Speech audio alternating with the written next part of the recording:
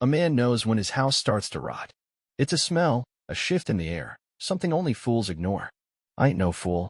My name's Nolan Dalton. I'm 55 years old, and I build things. Houses, roads, businesses, things that stand longer than the men who make them. My old man started Dalton Construction with nothing but a beat-up truck and a stubborn streak. I took it over after he got sick, built it into something bigger. These days, we handle everything from foundations to framing, real work done by real men. I live in a house on the edge of town, not fancy but solid. Built it myself. Hardwood floors, brick walls, a yard big enough for a workshop out back. A man needs a place to work with his hands, to be left alone. Corinne used to love that about me, back when she still looked at me like she did when we were kids. Lately, she's been different. Not the kind of different you talk about, because a man doesn't whine about his wife acting strange, but the kind that sticks in the back of your mind like a bad nail in a plank. She started going to yoga classes about a year ago. Said she needed something for herself, a way to find balance. At first, I didn't think much of it. We've been married 23 years. You let each other have some breathing room. Then she started dressing different. Tight pants, loose tops that drape over her like she's trying to be 20 again. She started lighting candles around the house, burning incense that made the place smell like some kind of meditation retreat. I didn't say anything. If it made her happy, fine. But then she started talking. You ever think about energy, Nolan? She asked one night while I was fixing a busted cabinet hinge in the kitchen. She was sipping some tea, her eyes looking past me like she was somewhere else. Like, the energy we put out into the world? I feel like I've been blocked. Like I've been suppressing who I really am. I tightened the hinge, let the wrench rest in my hand.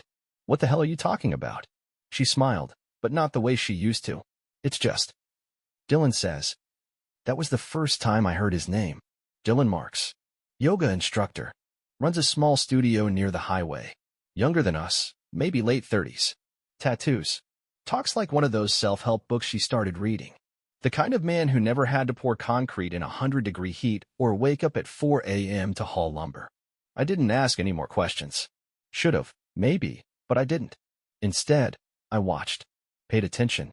She stopped looking me in the eye. Kept her phone close. Started dressing up for class, like she was going on a date. And the biggest thing, the house stopped feeling like home. She was in it, sure, but she wasn't there. One night, she got careless. Left her phone on the counter while she was in the shower. I didn't mean to snoop. I didn't want to. But a message popped up, and my gut told me to look. Dylan, I miss you already. Can't wait to see you tomorrow. I stood there, staring at the screen. Felt the kind of cold that doesn't come from the weather. There it was. No guessing, no wondering. Just the truth, clear as day. I set the phone down exactly where it was. Walked out to my shop. Sat down in the old chair by the workbench, staring at my hands. Calloused. Strong. Built a life with these hands, a business, a family. And now, the woman I built it for was sneaking around with a man who probably never hammered a nail straight in his life. I didn't yell. Didn't break things. That's not how I handle problems. Instead, I made a plan. First, I needed proof. More than a text message. I don't fight battles I'm not prepared to win. So I called an old buddy, Pete Pruitt. We served together back in the day. Now he runs a private security firm, does investigations on the side. Need you to look into something, I said when he answered. Personal or business? Personal. Pete didn't ask questions. Good men don't need to. Send me the details. 2 days later, I had them. Pictures. Dates. Times. Corinne and Dylan, meeting at a little retreat outside town. Holding hands in a parking lot. Kissing in his car. A nice, clean trail of betrayal. I sat at the kitchen table that night, looking through the file. Corinne was upstairs, probably texting him, thinking I was just another dumb husband too blind to see what was in front of him. She didn't know me at all. I folded the papers, set them aside. The old me, maybe 10, 15 years ago, might have gone down to that yoga studio, grabbed Dylan by his scrawny neck, and taught him what real strength looked like. But I wasn't that man anymore. Fighting's easy. Winning the right way, that takes discipline. So I started taking things away. First, the money. Moved everything out of our joint account. Locked down the house deed. Transferred my business assets into a private trust. By the time she figured out what was happening, it would be too late. She thought she was making a choice. She had no idea. I was the one making it for her. The next morning, Corinne came downstairs wearing that same soft smile she'd been putting on for weeks, the one that didn't quite reach her eyes. She poured herself a cup of coffee, took a slow sip, and leaned against the counter like nothing had changed. "I was thinking," she said, her voice light, casual, "we should do something together this weekend. Just us." I looked up from my plate, chewing on a piece of bacon. I let the words sit in the air for a second, let her hear them herself. She wasn't asking to spend time with me because she wanted to. She was asking because she felt guilty. I wiped my mouth with a napkin, set it down. "That right?" She nodded. "Yeah, I feel like we've been a little off. Maybe we go to the lake house, just the two of us. No distractions." The lake house. The one my father built with his own hands. The one where we took the kids every summer, where we spent nights drinking whiskey on the porch, where I once thought we'd grow old together. And here she was, asking to take a break from the man she was sneaking around with so she could feel better about it. I leaned back in my chair, watching her. "Can't," I said. "Got things to handle this weekend." She hesitated just long enough for me to see the flicker of relief in her face before she hid it behind another sip of coffee. She wasn't disappointed. She was glad. It meant she could keep living this lie a little longer. I let her believe it. That day, I made the call to my lawyer, Rick Sutherland. Straight shooting, no bullshit kind of guy. I laid everything out for him. The evidence, the money, the plan. "She gonna fight you on it?" Rick asked. "She won't get the chance," I said. He chuckled. "Cold. I like it. I'll get the paperwork ready. You'll serve her, or you want me to send someone?" "I'll handle it," I said. By the time I got home, I had everything set. Corinne was in the living room. Candles lit, that damn meditation music playing through the speakers. She looked up when I walked in, smiling like she had nothing to hide. "How was your day?" she asked. I pulled the envelope from my jacket and set it on the coffee table in front of her. "Open it." Her smile faded. She hesitated before picking it up, her hands shaking just enough for me to notice. When she pulled out the papers, her breath hitched. "Nolan, what is this?" "It's a divorce petition," I said, voice steady. "Filed today. You got a week to get your own lawyer, but I'd advise you not to waste the time." She blinked at me, mouth slightly open, like she was trying to find the right words. You're divorcing me?" I nodded. "That's right." Tears welled in her eyes, but I wasn't in the mood for a performance. "Nolan, we can talk about this," she started, her voice breaking just enough to sound convincing. "We are talking about it," I said. "You made your choice. Now you live with it." Her lips pressed together, and for a second, I thought she might come clean, admit to everything. But she didn't. She folded her arms, the guilt shifting into anger. "You're just going to throw away everything we built?" I laughed under my breath, shaking my head. "I built this, Corinne. You were along for the ride." That hit her. Hard. Her eyes flashed, her jaw clenched. There she was, the real Corinne, the one she'd been hiding behind soft words and incense. "You don't even care, do you?" she spat. "You don't care that I've been miserable, that I cut her off. "You being miserable ain't my fault. You had a life most people would kill for. A husband who worked his ass off to give you everything you ever needed. You wanted more? You wanted something else? Fine. But don't stand there and act like I'm the one who broke this." She looked down at the papers, fingers gripping the edges tight. "Is this really what you want?" I exhaled, slow and controlled. "What I want stopped matching the second you crawled into bed with another man." Silence filled the room, thick and heavy. I let it sit there, let her feel the weight of it. Then I turned and walked out, leaving her alone with the truth. By the next morning, she'd figured out what I'd done. I heard the sound of drawers opening, the rustling of papers. Then, finally, the slam of her palm against the counter. "Nolan!" She stormed into the kitchen, holding her phone. "Where's the money?" I kept sipping my coffee. "Gone." Her hands were shaking now. The calm, spiritual Corinne nowhere to be found. "Gone where?" "Doesn't matter. Not yours anymore." Her breathing turned sharp, fast. "You can't do this." I finally looked at her. I just did. She stared at me, searching my face for something. Weakness, maybe. A crack in my resolve. She found nothing. For years, she must have thought I was predictable, easy to manipulate. Thought she could sneak around behind my back, and I'd be too dumb or too trusting to notice. But she forgot something. A man who builds things, he doesn't just let them crumble. He tears them down with his own two hands and starts over.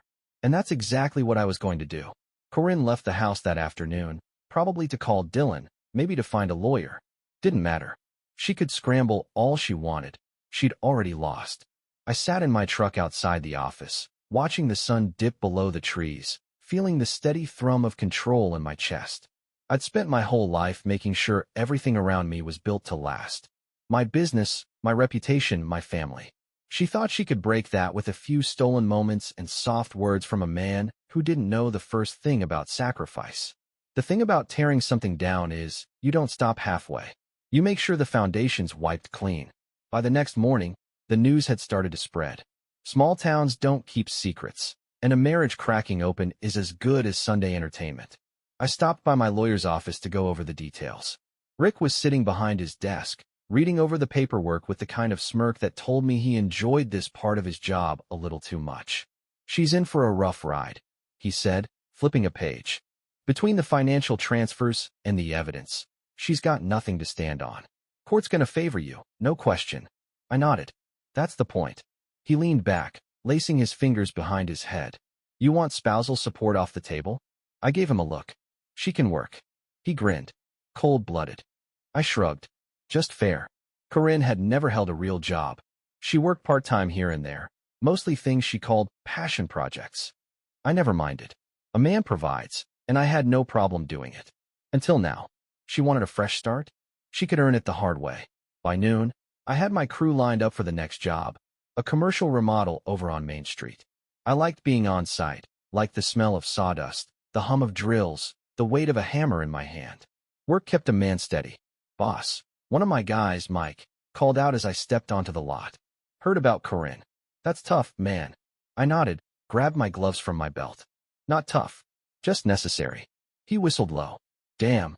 Well, if you need anything." "I don't." That was the end of it. Mike understood. No long talks, no sympathy, just an offer of respect. That's how men handled things. By the time I got home that evening, Corinne was there, sitting at the kitchen table, papers spread out in front of her. She looked up when I walked in, something sharp in her eyes. "You really emptied the accounts?" I set my keys down. "Yeah." She let out a breath, shaking her head. "You're punishing me." "No," I said, grabbing a glass from the cabinet. "I'm making sure you don't get to benefit from screwing me over." Her hands curled into fists on the table. "I gave you 20 years, Nolan. And I gave you a life most people would kill for," I said, turning to face her. "You threw it away. You don't get a reward for that." Her jaw clenched. "I made a mistake." I took a sip of water. "You made a choice." She exhaled hard, looking down at the papers again. "I met with a lawyer today." I nodded. "Figured. He said I could fight for half." I leaned against the counter, watching her. "You can try." Something flickered across her face, something unsure. She knew me well enough to understand that I wouldn't have walked into this without making damn sure I came out on top. I could see the wheels turning in her head, weighing the options, realizing that she didn't have as many as she thought. "You don't even care," she finally muttered. "Not once have you asked why." I set my glass down. "I don't need to. I know why. You wanted to feel special. You wanted someone to whisper the right words at the right time and make you feel like you were the center of the damn universe. And I wasn't going to do that, because I was too busy making sure you didn't have to worry about a goddamn thing." Her lips pressed together, and for a moment, I thought she might fight back. But she didn't. She just sat there, shoulders slumping, fingers tracing the edge of the paper in front of her. "I loved you," she said quiet. "No," I said. "You loved how easy I made your life." The room stayed silent, heavy with things neither of us had the energy to say. I grabbed my keys, heading for the door. "Where are you going?" she asked. I didn't bother looking back. "Out." I didn't know where, didn't much care. Just needed space.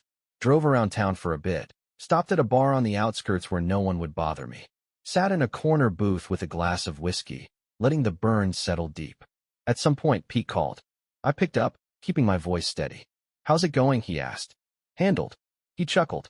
"Didn't doubt it. You want me to keep an eye on Dylan?" I took a slow sip. "Not yet." Because Dylan still had a part to play. He just didn't know it yet. The next morning, I was up before the sun, same as always. Made coffee, let it sit in my thermos while I went out back to the workshop. The smell of sawdust and old oil calmed me in a way nothing else could. I ran my hand over the workbench, thinking about my father, about the nights he spent out here showing me how to make things that lasted. Corinne came down a little later, moving quieter than usual. She didn't look at me when she poured herself a cup of coffee, didn't say anything. She'd spent the night in the guest room. Fine by me. I sat down at the table, sipping from my thermos while she stood there, staring into her mug like it might have answers. I need some money, she finally said, voice careful. I didn't even look up. Not my problem. She let out a short, bitter laugh. Of course. You made sure of that, didn't you? I set my thermos down, met her eyes. You got a job lined up? She frowned. What? A job, I said. Something that pays. Since you need money. Her mouth pressed into a thin line. I haven't had to work in years, Nolan. I nodded. Might be time to start.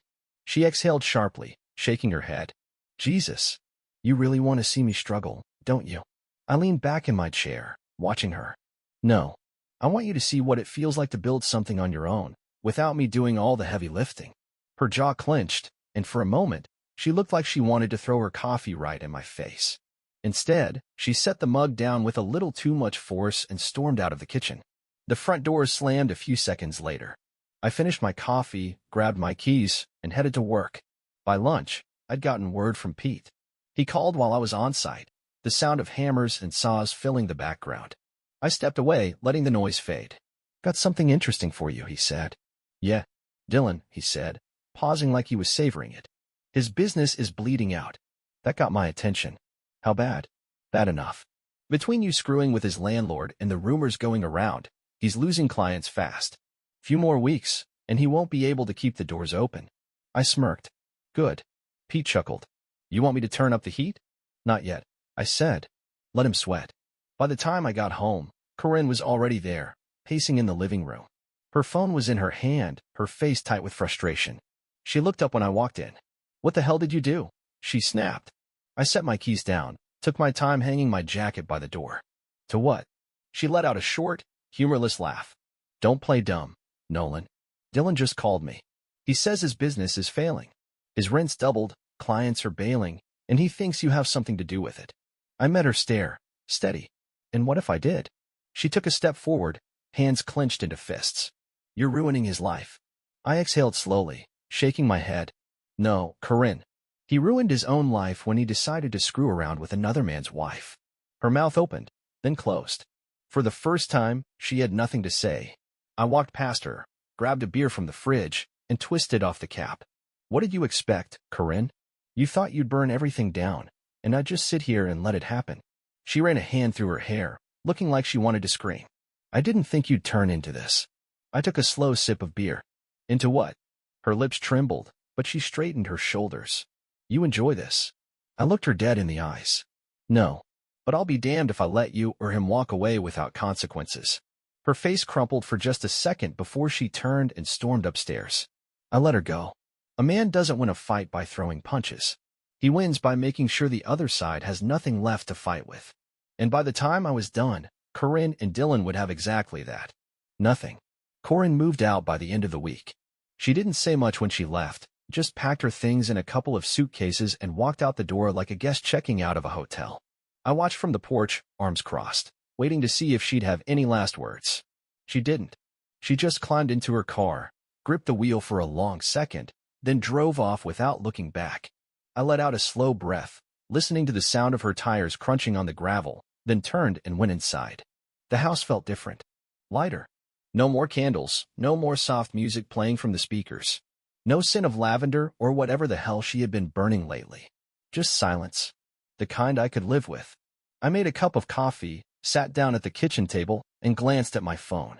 A few missed calls from her number. I didn't need to check the voicemails. Nothing she could say mattered now. By the time I got to the job site, the crew was already working.